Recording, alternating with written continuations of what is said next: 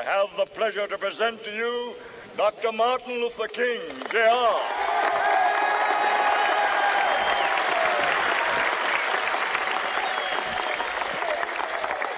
I am happy to join with you today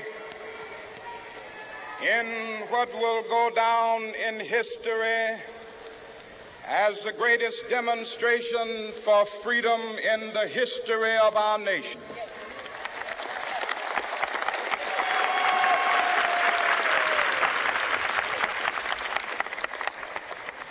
Five score years ago,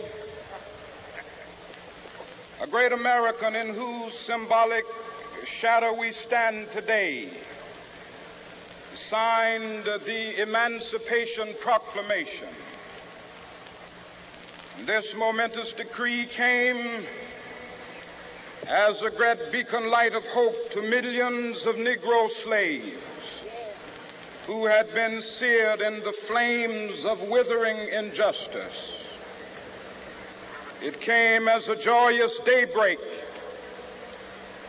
to end the long night of their captivity. But 100 years later, the Negro still is not free. 100 years later, the life of the Negro is still sadly crippled by the manacles of segregation and the chains of discrimination. 100 years later, the Negro lives on a lonely island of poverty in the midst of a vast ocean of material prosperity. 100 years later,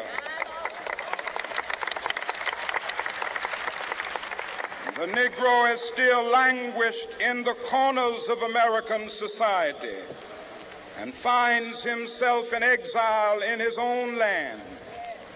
And so we've come here today to dramatize a shameful condition.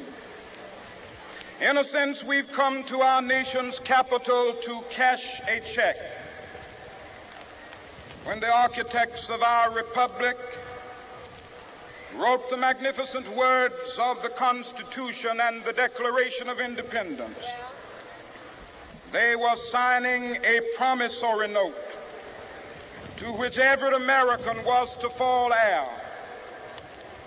This note was a promise that all men, yes, black men as well as white men, would be guaranteed the unalienable rights of life, liberty, and the pursuit of happiness. It is obvious today that America has defaulted on this promissory note insofar as her citizens of color are concerned. Instead of honoring this sacred obligation, America has given the Negro people a bad check, a check which has come back marked insufficient funds.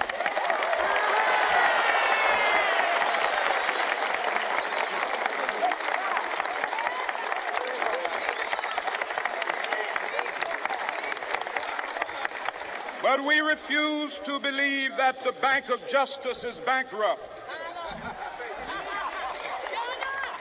We refuse to believe that there are insufficient funds in the great vaults of opportunity of this nation.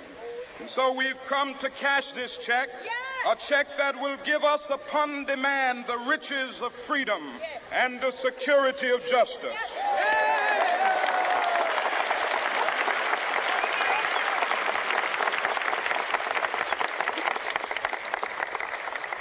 We have also come to this hallowed spot to remind America of the fierce urgency of now. This is no time to engage in the luxury of cooling off or to take the tranquilizing drug of gradualism.